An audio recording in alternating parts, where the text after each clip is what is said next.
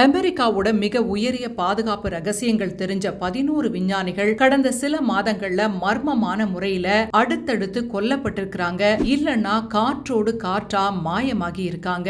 NASA இத மழுப்புது, FBI திகச்சு போயிருக்குது. ஆனா உண்மை என்னன்னா, அமெரிக்காவோட அறிவு சொத்துகளுக்கு என்ன ஆச்சுன்னு யாருக்குமே தெரியல. ஏன் இவங்க குறிவைக்கப்படுறாங்க? இவங்க கண்டுபிடிச்ச அந்த பயங்கரமான உண்மை என்ன? வரிசையா பலியான இந்த 11 பேருக்கும் பின்னாடி இருக்கிற பொதுவான ரகசியம் என்ன? மேஜர் ஜெனரல் வில்லியம் நீல் மெக்கஸ்லாண்ட், விமானப்படை ஆராய்ச்சி ஆய்வகத்தோட முன்னாள் கமாண்டர், பிப்ரவரி 2026 நியூ மெக்சிகோல உள்ள தன்னோட வீட்ல இருந்து காணாம போனார். இவரு தன்னோட செல்போன், கண்ணாடி, பிறகு அடையாள அட்டை எதையுமே எடுத்துக்கிட்டு போல. இவர்கிட்ட இருந்த விண்வெளி சார்ந்த போர் ஆயுதங்கள் பற்றின ரகசியங்கள் இப்ப எங்க அப்படின்ற கேள்வி எழுந்திருக்கு. மேஜர் ஜெனரல் மெக்கஸ்லாண்டோட மனைவி என்ன சொல்றாங்கன்னா, அவர் காணாம போறதுக்கு ஒரு வாரம் முன்னாடி இருந்தே ஒரு விதமான பயத்துல இருந்தாரு. ஜன்னல் திரைகளை எப்பவும் மூடியே வச்சிருப்பாரு. யாரும் என்ன கண்காணிக்கிறாங்க அப்படின்னு அடிக்கடி சொல்லிக்கிட்டே இருந்தாரு. அவர் காணாம போன அன்னைக்கு காலையில அவரோட காஃபி கப் கூட சூடாதான் இருந்துச்சு. அவர் விருப்பப்பட்டு எங்கேயும் போல, பலவந்தமா தூக்கி செல்லப்பட்டார் அப்படின்னு சொல்லியிருக்காங்க. டாக்டர் நூனோ லுரேரோ, MIT-யோட அணுக்கரு இணைவு மையத்தோட இயக்குனர், 2025 டிசம்பர்ல மர்ம நபர்களால சுட்டுக் கொல்லப்பட்டார். இவர் கண்டுபிடிச்ச அளவற்ற எரிசக்தி தொழில்நுட்பம் உலக நாடுகளோட கச்சா எண்ணெய் வணிகத்தை அச்சுறுத்தியதா அப்படின்னு ஒரு கேள்வி இருக்கு. இது ஒரு கான்ட்ராக்ட் கில்லிங் அப்படின்னு FBI சந்தேகப்படுறாங்க. டாக்டர் நூனோ லுரேராவோட உறவினர்கள் என்ன சொல்றாங்கன்னா, நூனோ தன்னோட ஆராய்ச்சியோட இறுதி கட்டத்துல இருந்தாரு. இது உலகத்தையே மாற்ற போகும் கண்டுபிடிப்பு அப்படின்னு அடிக்கடி எங்க கிட்ட உற்சாகமா பேசிக்கிட்டு இருந்தாரு. ஆனா அவர் சுட்டு கொல்லப்பட்ட விதத்தை பார்த்தா ஒரு தேச துரோகின்னு சொல்ற மாதிரி இருந்தது. ஒரு நேர்மையான விஞ்ஞானிக்கு ஏன் இந்த நிலை?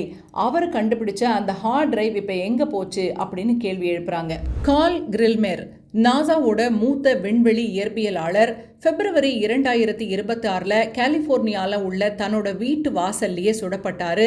விண்வெளியில மறைஞ்சிருக்கிற மர்ம அலைகளை இவரு ஆராய்ச்சி பண்ணிக்கிட்டு இருந்தாரு. தற்செயலா எதையாவது கண்டுபிடிச்சிட்டாரா? மெலிசா காசியாஸ், அந்தோனி சாவேஸ், லாஸ் அலமோஸ் தேசிய ஆய்வகத்தோட அணுசக்தி விஞ்ஞானிகள் 2025 சில வார இடைவெளியில 2 பேரும் மாயமாகிட்டாங்க.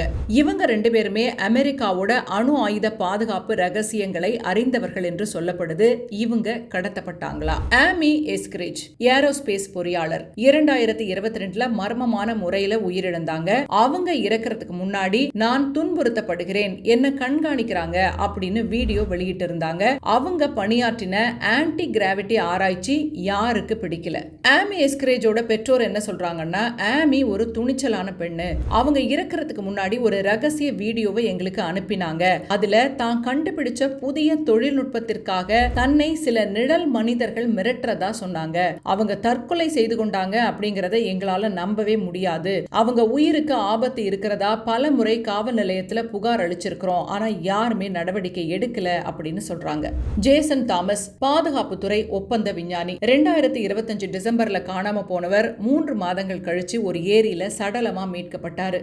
அவரு நீரில் மூழ்கி இறந்ததா சொல்லப்பட்டாலும் உடல்ல பல காயங்கள் இருந்துச்சு. ஜேசன் தாமஸோட குடும்பம் என்ன சொல்றாங்க தெரியுமா? அவர் ஒரு சிறந்த நீச்சல் வீரர். அவர் ஏரியில மூழ்கி இறந்தார் அப்படிங்கிறது சிறு பிள்ளைத்தனமா இருக்கு. யாருமே நம்பவே முடியாது. அவர் உடல்ல இருந்த காயங்கள் அவர் கொடூரமாக சித்திரவதை செய்யப்பட்டதை காட்டுதுன்னு சொல்லியிருக்காங்க.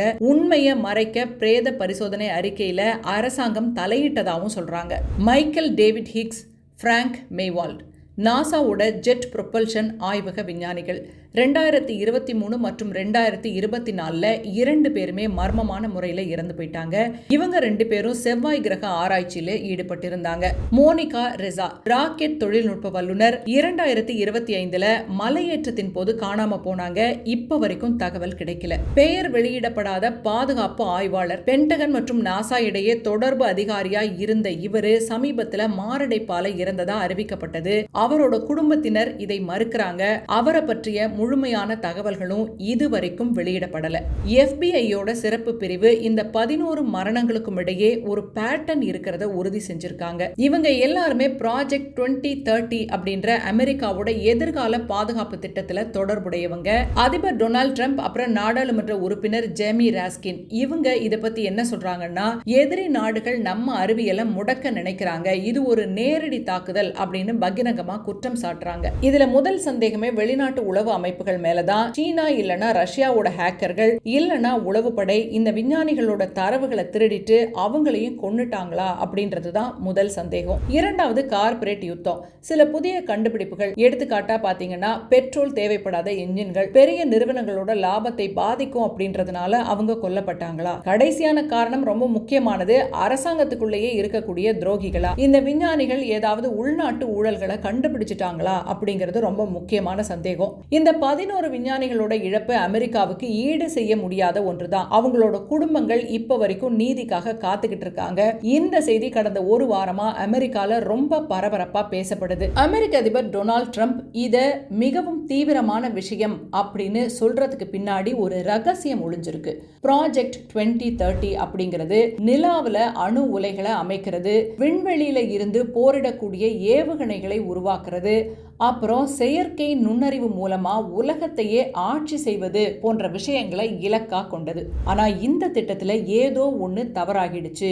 அந்த தவறை இந்த 11 பேரும் கண்டறிஞ்சாங்களா அப்படின்ற சந்தேகம் பல பேருக்கு இருக்கு. நிலாவுல அமைய போகும் அந்த அணு உலை மனித குலத்திற்கு ஆபத்தானதா அப்படின்னு ஒரு கேள்வி எழுந்திருக்கு. அல்லது நம்ம இதுவரைக்கும் அறியாத ஏதோ ஒரு அந்நிய சக்தி இல்ல ஏலியன்ஸ் பற்றி இவங்க ஏதாவது ரகசியங்களை தெரிஞ்சுக்கிட்டாங்களா? FBI-யோட விசாரணை ஒரு பக்கம் நடந்தாலும் நாசாவோட மௌனம் ஒரு பெரிய எச்சரிக்கையை விடுக்குது. இந்த விஞ்ஞானிகள் எல்லாருமே 2030 வெற்றிக்கு முட்டுக்கட்டையா இருந்தாங்களா? இல்லன்னா 2030க்கு பிறகு உலகம் எப்படி இருக்க போகுது அப்படிங்கிற பயங்கரமான உண்மையை தெரிஞ்சு வச்சிருந்தாங்களா? உண்மை ஒரு நாள் வெளியில வரதான் போகுது. ஆனா அந்த உண்மையை சொல்ல இன்னைக்கு அவங்க உயிரோட இல்ல.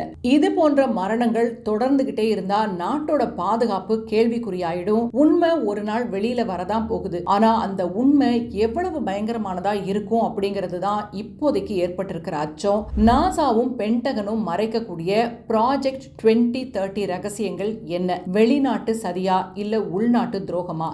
நீங்க என்ன நினைக்கிறீங்க? இந்த விஞ்ஞானிகளுக்கு நீதி கிடைக்குமா?